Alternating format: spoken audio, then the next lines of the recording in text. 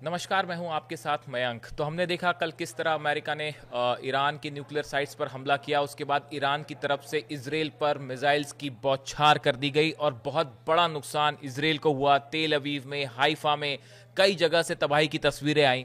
लेकिन अब इस चर्चा में एक बहुत बड़ा सवाल है जो शायद हमारे दर्शकों के मन में भी होगा, सभी के मन में है कि अब रूस इस पूरे मामले में क्या कदम उठाने वाला है। क्या रूस ईरान की बड़ी मदद करने के लिए सामने आएगा? ये बड़ा सवाल है जो सबके मन में है। देखिए, हम आपको एक बड़ा डेवलपमेंट बताते हैं। रूस की तरफ से एक बहुत अहम बयान आया है और ये बयान है रूस के पूर्व राष्ट्रपति हैं और रूसी सुरक्षा परिषद के उपाध्यक्ष हैं दिमित्री मेदवेदेव। इनकी तरफ से ये कहा गया है, जो कि पूरे सोशल मीडिया में और इंटरनेशनल मीडिया में चर्चा का मुद्दा बना हुआ है और इसको बड़े ध्यान से समझने की जरूरत है। इन्होंने पहली बात तो ये कही है कि ये जो हमला अमेरिका ने किया है, इससे ईरान अब और मजबूत होगा। बात नंबर एक, ये कह रहे हैं कि ईरान, जो अमेरिका ने हमला किया ईरान के न्यूक्लियर साइट्स पर, उससे ईरान और मजबूत होगा, कमजोर होने की बजाय। इन्होंने असल में 10 बड़े पॉइंट्स कहे हैं, मैं आपको बताना चाहता हूं। उसमें जो सबसे बड़ी बात है, सबसे बड़ी बात यह जो इन्होंने कही कि अमेरिका के इस हमले के बाद कई देश ईरान को सीधे अपने परमाणु हथियारों की आपूर्ति करने के लिए तैयार हैं। इनका कहना ऐसा है कि अब कई देश ऐसे हैं जो ईरान को परमाणु बम, एटम बम दे सकते हैं। अब देखिए, अगर रूस के एक बड़े अधिकारी की तरफ से बयान आता है, इन्होंने कहा है several countries ready to supply nuclear warheads to Iran. अब ये जो दिमित्री मेदवेदेव हैं, एक तो ये पुतिन के बेहद करीबी माने जाते हैं। माना जाता है कि पुतिन जो है हर बड़ा जो फैसला लेते हैं वो इनसे सलाह मशविरा जरूर करते हैं और ये सुरक्षा परिषद के उपाध्यक्ष भी हैं। इससे आप अंदाज लगाइए, पूर्व राष्ट्रपति रह चुके हैं।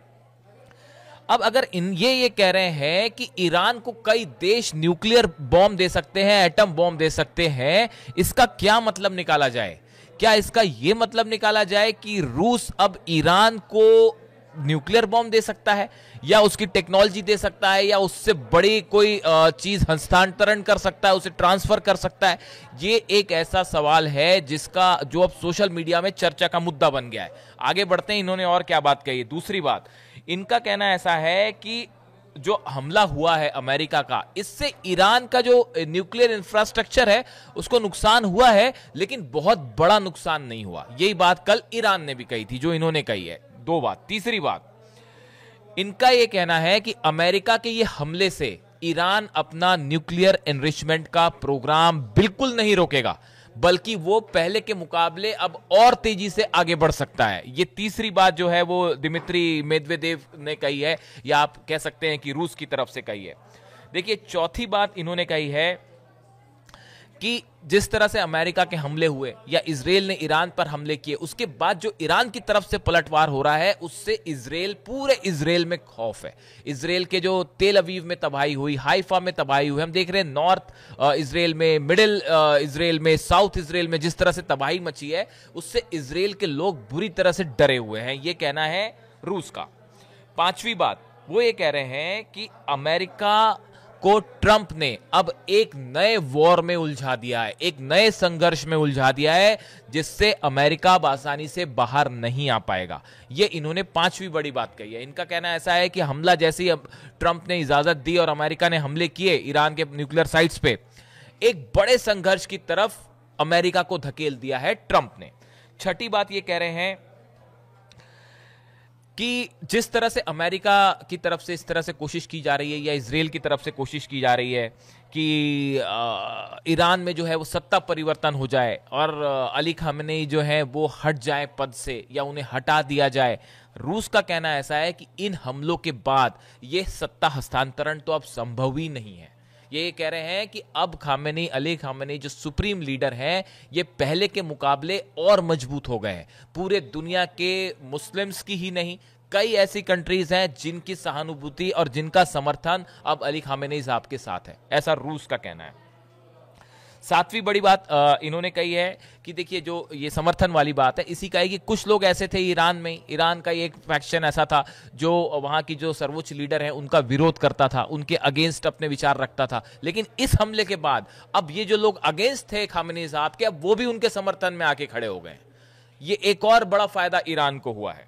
आठवीं बड़ी बात, इन्होंने जो है ये कहा है कि पूरी दुनिया में अधिकांश देशों ने इजराइल के हमले का विरोध किया है। यानी पूरी दुनिया में इजराइल के खिलाफ एक बड़ा जनमत तैयार हुआ है। जिस तरह से इजराइल ने हमले किए ईरान के ऊपर, बातचीत का दौर चल रहा था अमेरिका से, उसके बीच में हमले कर देने की वजह से बहुत से देश ऐसे हैं दुनिया के जिन्होंने इजराइल के खिलाफ अपना जो है वो स्टैंड लिया है। इसके अलावा देखिए इन्होंने एक 10वीं बड़ी बात कही है जो बड़ी इंपॉर्टेंट है। इन्होंने एक प्रकार से डोनाल्ड ट्रंप के ऊपर तंज कसा है। उन्होंने कहा है कि डोनाल्ड ट्रंप जो है उनको लेकर ये कहा जा रहा था चुनाव के समय कि भाई ये शांति स्थापित करेंगे, ये एक ऐसे राष्ट्रपति के रूप में अब बनना चाह रहे हैं, सामने आ रहे हैं जो दुनिया में जितने वॉर्स हैं वो खत्म कर देंगे। लेकिन ईरान पर हमला करके इन्होंने अपनी इस छवि को ही ठेस पहुंचाया है और इन्होंने तंज कसते हुए कहा है कि अब ट्रंप तो नोबेल प्राइज भूल जाएं। इस हमले के बाद ट्रंप जो है प्रेसिडेंट को अब अपना नोबेल प्राइज, अगर वो उनके मन में मंशा है कि उन्हें नोबेल पीस प्राइज चाहिए, तो वो नोबेल पीस प्राइज तो अब भूल जाएं। ऐसा दिमित्री मेदवेदेव जो पूर्व राष्ट्रपति हैं रूस के, इन्होंने कहा है। तो देखिए ये असल में ये जो बड़ी बातें, जो 9-10 बड़ी बातें कही गई हैं रूस की तरफ से, ये सिर्फ कहने की बातें नहीं है। देखिए इनमें है ना इन हर बातों के अंदर एक बड़ा संदेश है, एक डिप्लोमेटिक संदेश है। जो ये न्यूक्लियर वाली बात कही इन्होंने कि भाई अब कई देश न्यूक्लियर बॉम्ब देने के लिए तैयार हो जाएंगे, आप इसका मतलब समझ रहे हैं? ये एक प्रकार से चाइना को भी संदेश है, ये एक प्रकार से नॉर्थ कोरिया को भी संदेश है। और आने वाले वक्त में रूस, ये ऐलान एक प्रकार से रूस का माना जा रहा है कि ईरान के न्यूक्लियर प्रोग्राम को रूस का समर्थन जारी रहेगा, ना सिर्फ जारी रहेगा बल्कि पहले से ज्यादा समर्थन होगा। देखिए इसके अलावा एक बड़ी बात और ये है कि आज जो ईरान के विदेश मंत्री हैं अब्बास अराक्ची, वो रूस में हैं, पहुंच गए हैं और वो मुलाकात करेंगे रशिया के प्रेसिडेंट पुतिन से। अब इस मुलाकात में, ये मुलाकात बेहद अहम मानी जा रही है। देखिए अभी जो स्टेटमेंट आया है अमेरिका की तरफ से, अमेरिका ने कहा है कि हमारा उद्देश्य जो न्यूक्लियर साइट्स को निशाना बनाना था, ईरान के खिलाफ हमारी जंग नहीं है। अब आज की इस मुलाकात में अब्बास अराक्ची और व्लादिमीर पुतिन की मुलाकात में यह तय होगा कि रूस का अगला कदम क्या होगा। क्या रूस किसी रूप में मिलिट्री के स्तर पे कोई सहयोग करना चाहेगा, खुलकर सामने आना चाहेगा? क्या वो टेक्नोलॉजी ट्रांसफर या मिसाइल हथियारों के ट्रांसफर के लेवल पे कोई मदद करना चाहेगा? यूनाइटेड नेशन सिक्योरिटी काउंसिल की बैठक हुई है, उसमें चाइना ने विरोध किया, रूस ने विरोध किया, कई कंट्रीज ऐसी हैं जिन्होंने अमेरिका के इस हमले का विरोध किया है। वहां पे रूस का क्या रुख होगा, ये इन सब मुद्दों पे डिटेल में बात होगी। अब आप देखिए एक अहम बात यह है कि रूस और ईरान के बीच इस साल जनवरी में एक स्ट्रैटेजिक पार्टनरशिप का अनाउंसमेंट हुआ था, जिसमें कहा गया था कि भाई अगर कोई भी देश हमला करता है एक दूसरे पर तो ईरान या रूस उसकी मदद नहीं करेंगे बल्कि खिलाफ खड़े होंगे उसके। तो देखिए एक स्ट्रैटेजिक पार्टनरशिप तो रूस और ईरान के बीच लंबे समय से चली आ रही है। अब सवाल यह है कि इस पूरे मैटर में देखिए पुतिन जो है वो बड़ा संभल के कदम उठा रहे हैं इस पूरे मामले में। वो एक तरफ तो यूक्रेन युद्ध है, तो वो सीधा सीधा जो है अभी ऐसी स्थिति में नहीं जाना चाहते शायद कि रूस एक नए युद्ध में उलझ जाए।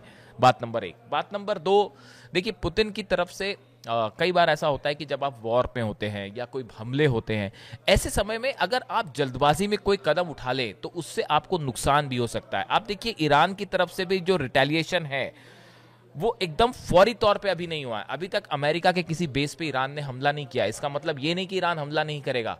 आप ईरान की तरफ से कहा गया साहब जगह भी हम तय करेंगे, हमारी सेना जगह तय करेगी और टाइम भी हम तय करेंगे। तो ये बहुत एक स्ट्रेटेजिक डिसीजन होगा ये ईरान का कि कहां हमला करना है। जो ईरान के सर्वोच्च नेता हैं अयातुल्ला अली खामेनी साहब, इनके जो सलाहकार है अली शाम खानी, ये इनके बेहद करीबी हैं, जो इनसे सलाह करके ये हर कदम उठाते हैं। इन्होंने एक्स पर एक पोस्ट लिखा है, इन्होंने लिखा है भले ही परमाणु स्थल नष्ट हो जाए लेकिन खेल अभी खत्म नहीं हुआ है।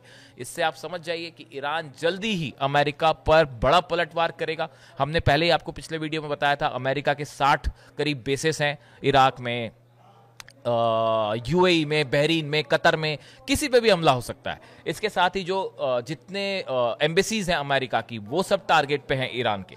तो अब देखना है कि अगले 24 से 48 घंटे में और खासकर रूस से इस मुलाकात के बाद क्या हो सकता है। इसी बीच में अमेरिका के जो विदेश मंत्री हैं मार्को रूबियो, उन्होंने चीन से आग्रह किया है कि भाई ईरान जो है वो स्ट्रेट ऑफ हॉर्मुज को बंद ना करे।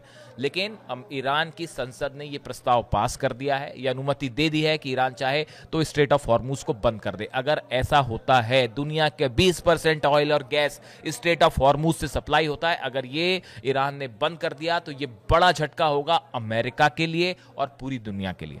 ऐसे में देखिए, इस पूरे वॉर में अब एक स्ट्रेटेजिक टाइम लिया जा रहा है अपनी रणनीति बनाने का, ईरान की तरफ से भी और रूस की तरफ से भी, और जल्दी हम देख सकते हैं कि इस पे कोई बड़ा फैसला हो सकता है। जो भी अपडेट होगा हम आप तक पहुंचाएंगे। Thank you.